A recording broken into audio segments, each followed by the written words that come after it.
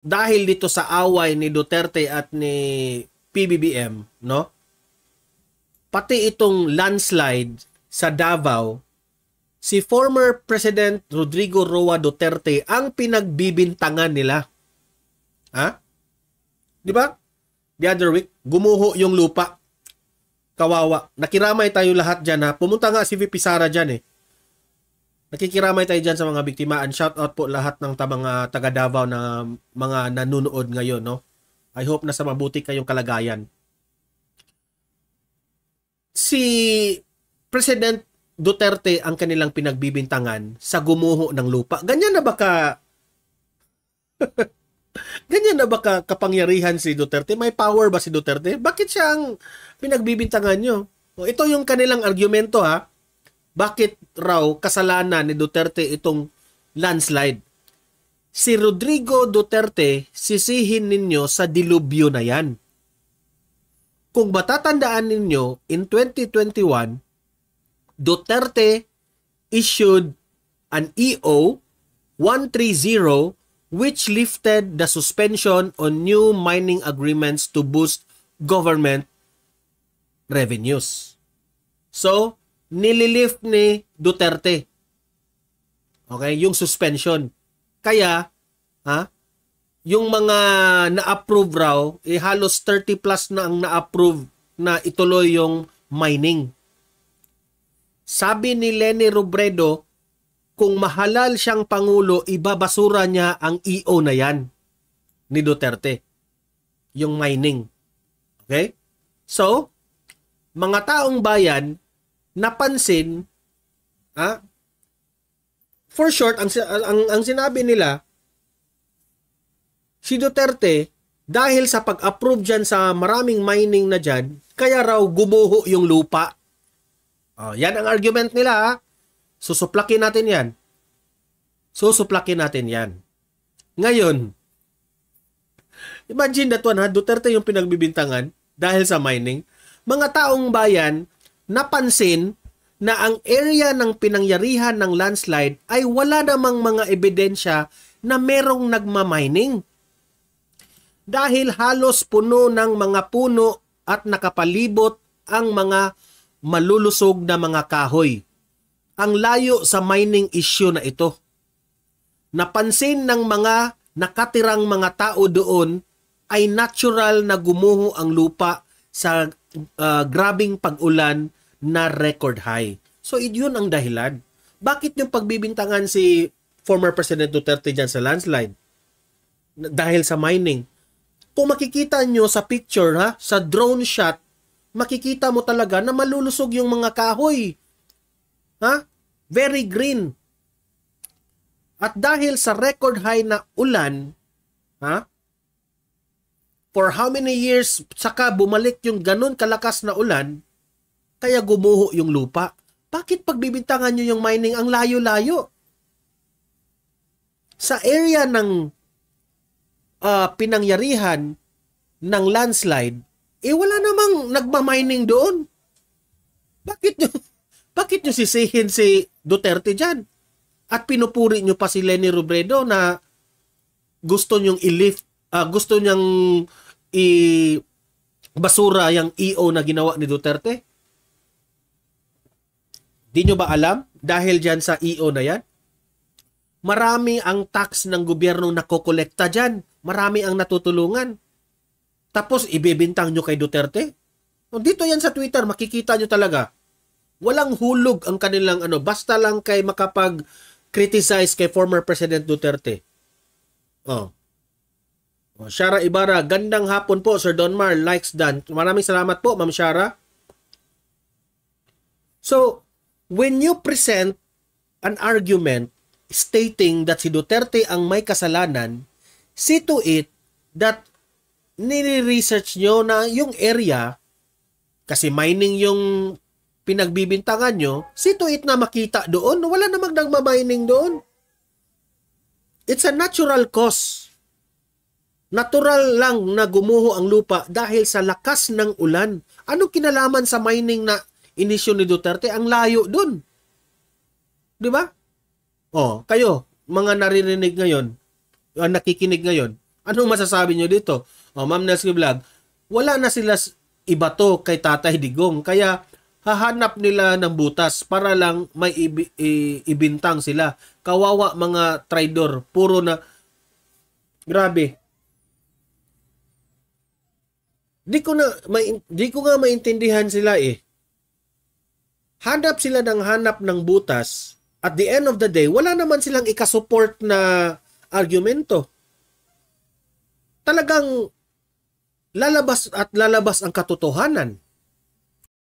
'Di ba? Sunday pa naman ngayon at ano tayo? Pasensya na kayo, happy Sunday sa lahat, pero gusto ko lang ipagtanggol itong ating former President Duterte. Sabi nila, na hindi raw nila nagustuhan yung pamumuno ni Duterte. Sabi ko, since sa pag-upo ni Duterte, hindi na talaga nyo nagustuhan. Kontra na kayo ng kontra eh. Ever since, wala naman kayong nakitang magandang ginawa ni Duterte. Sa dami-daming nakikitang magandang nagawa ni former President Duterte, ibulag kayong lahat eh. Di ko nga alam bakit nabubulag kayo kay Duterte. Sabi ni Naisi Daipo, dapat ilabas yung 51 billion para maibigay ng mga nabaha doon sa kanila. Ma'am, nagasta na yung yung 51 billion. Ginamit yun sa pandemic. That's the time sa pandemic, ma'am. Alam natin na malaki ang budget talaga sa panahon ng pandemic. Mag-research po kayo. Huwag kayong magpalinlang sa mga vloggers. Yung mga vloggers na nagpapanggap na professional, news anchor, abogado raw, pero wala sa hulog. Walang mga ano yan. Bright kuno sila, pero wala yan. Yung si coach na vlogger dyan, at yung isang vlogger na natanggal sa SMNI, nililinlang lang kayo dyan. Dahil sa idolo nila itong si PBBM. Ako wala akong problema kay PBBM ha. Hindi naman ako galit sa kanya.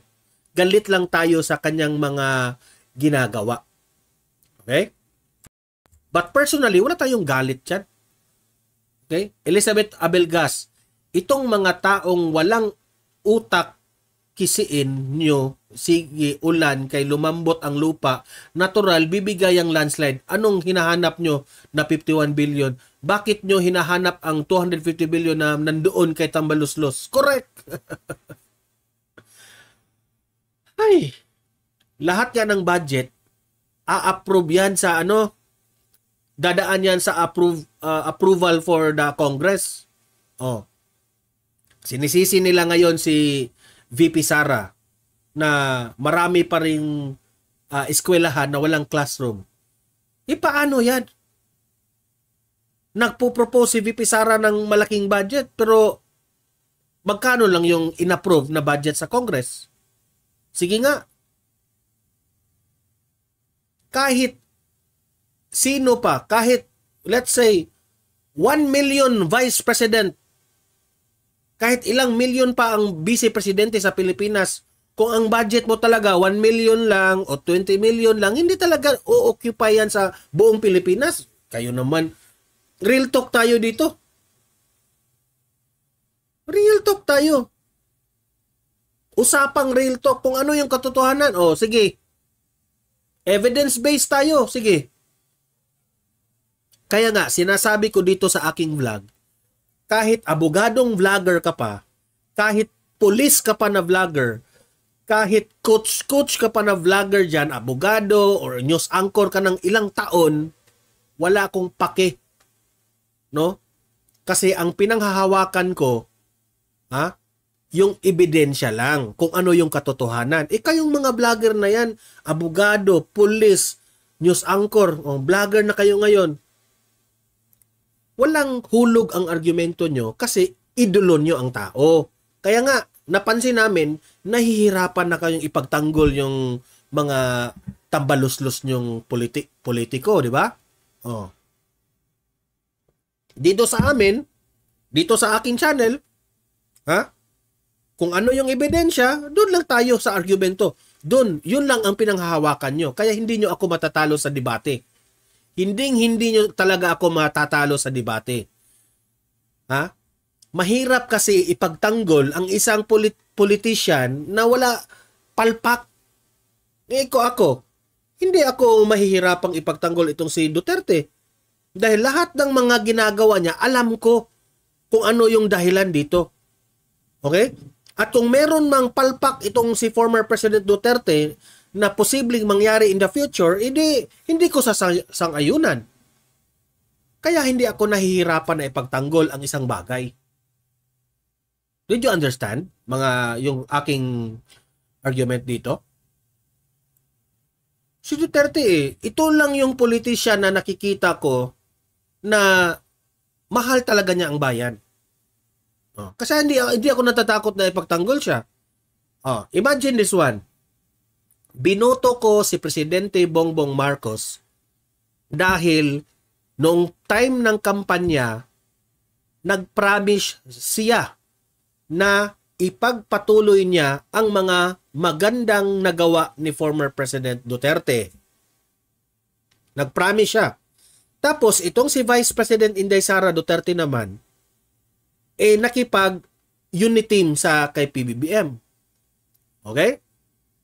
Wala ako dyan sa yung mga argumento tungkol dyan sa kanyang tatay. Wala. Hindi. I don't have the right to comment on that because hindi pa ako, sobrang bata pa ako dyan. I'm just 4 years old sa panahon ng kanyang tatay. Wala ako dyan. Nakikita ko si PBBM true sa kanyang sinasabi. Na akala namin totoo yung kanyang mga sinasabi lahat. How many vloggers, yan ang tanong ko sa inyo. How many vloggers ni PBBM na after 1 year, tumiwalag na? How many? Ang dami. Sumuporta during the campaign. Nung nanungkulan na si PBBM as president, unti-unti ang mga vloggers, unti-unti nang tumiwalag ni PBBM. For just 6 months, I think. 1 year. Si Maharlika, marami. Sasrugando, marami. Pati ako, tumiwalag ako. As far as I know, after 1 year, ako tumiwalag. Hindi ko na kayang ipagtanggol si PBBM. Kasi wala na talaga sa pinag-usapan na kampanya na natupad niya. Yun ang katotohanan. Pero nung ako hindi pa ako vlogger, nung panahon ni former President Duterte, ang lagi kong pinapanood na vlogger dati is si Mr. Rio. If kilala nyo si Mr. Rio, hindi pa ako vlogger doon hindi ko pa nga kilala si Banat Bay. Dahil ang pinapanood ko talaga ng peak na nag-start na akong nag-YouTube, si Banat Bay na yung pinapanood ko. But before Banat Bay, meron pa akong vlogger na una talaga na pinakinggan, si Mr. Rio. Hindi ko nga alam kung si Mr. Rio nandyan pa ba. Okay? Si Mr. Rio, yun, magaling rin yun. Grabe. Lahat ng mga content niya nagba-base rin sa kung ano yung totoo. Kaya nga, hanga-hanga ko doon kay Mr. Rio. Doon sa totoo. Inulan yun ng batikos ng mga dilawan at pinklawan, si Mr. Rio. Doon ako nagsimula. Doon kasama mo kaming Makaduterte, solid kami. May ano pa nga ako May t-shirt pa ako na nagpa-print kami during the election kay Duterte. Hindi pa ako vlogger pero I'm a Duterte Now, kung si Duterte ay palpak, matagal na akong tumiwalag sana. But bakit hanggang ngayon, since nung panahong pagkampanya ni Duterte, hanggang na presidente siya for 6 years, at hanggang ngayong hindi na siya presidente, bakit nandito pa ako? Bakit nandito pa ako nagsuporta kay former President Duterte? That only shows na wala akong nakitang palpak o mali sa kanyang mga ginagawa sa ating taong bayan. Bakit yung sumuporta ako kay Presidente Bongbong Marcos? After 6 months, after 1 year, tumiwalag na ako. Ayoko nang ipagtanggol. Kasi nahihirapan ko nang ipagtanggol Kasi hindi na talaga kayang ipagtanggol dahil mali na talaga. dito sa ating channel, doon lang tayo sa tama. Okay? Kapag mali, bakit naman natin susuportahan yung mali na yan? Doon tayo sa tama. Oh, no word of honor, Don Mar. Correct. No word of honor. Eduardo Villaber, people's power para mawala ang kurakot sa Malacanang at Congress. Alam nyo, maraming ang nagbabanggit na mga audience ko dito dyan sa people's power na yan. Pero para sa akin, hindi tayo gagaya sa mga yelo na nag-people power. Alam natin kung ano ang nangyari sa people power. Di ba? Anong nangyari? Napalitan nga yung presidente, pero hindi pa rin nagtagumpay ang bansa. The only thing we can do right now is to support our president. That is PBBM. Binoto ko yan eh. Presidente natin yan. So, hayaan natin yan, yung presidente natin. Irerespetuhin natin ang taong bayan. Kahit nabudol yung iba, sige, irerespetuhin natin yung konstitusyon natin na siya yung presidente that will serve 6 years. Pero, hindi tayo hihinto sa pagbatikos sa mga maling gawain nila. Babantayan natin. Okay? Kasi, let's give a chance ni PBBM, no? Through sa ating mga pagbabatikos sa kanila, itong gobyerno natin, matauhan sila. Baka may chance pa. Okay? Kasi kung i-people power natin, kung babagsak itong si PBBM, trust me when I say this, na tayong lahat sa bansa natin, babagsak tayo. Okay?